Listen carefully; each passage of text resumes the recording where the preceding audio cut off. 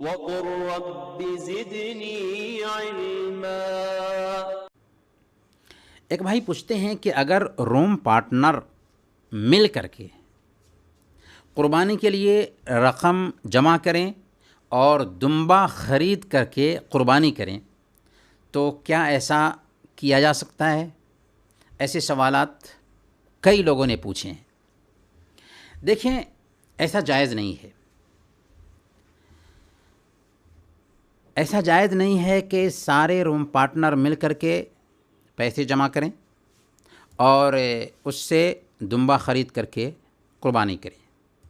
گوشت کھانے کے لیے اگر ایسا کرتے ہیں تو کوئی حرج کی بات نہیں ہے، لیکن اس طریقے سے قربانی نہیں ہوگی۔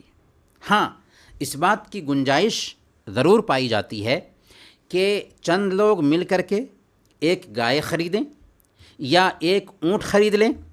گائے میں 7 لوگ شریک ہو جائیں گے اور اونٹ میں 10 آدمی شریک ہو جائیں گے اور قربانی کر لیں گے۔ لیکن یہ جائز نہیں ہے کہ 4-5 آدمی یا 2 ہی آدمی کیوں نہ ہوں رقم جمع کریں اور اس سے بکرا خریدیں اور اس کی دونوں آدمی مل کر کے قربانی کریں، کیونکہ بکرا میں ایک ہی حصہ ہوتا ہے اور حصہ کی قیمت، یاد رکھیے گا، حصہ کی قیمت میں شریک کرنا کسی کو جائز نہیں ہے۔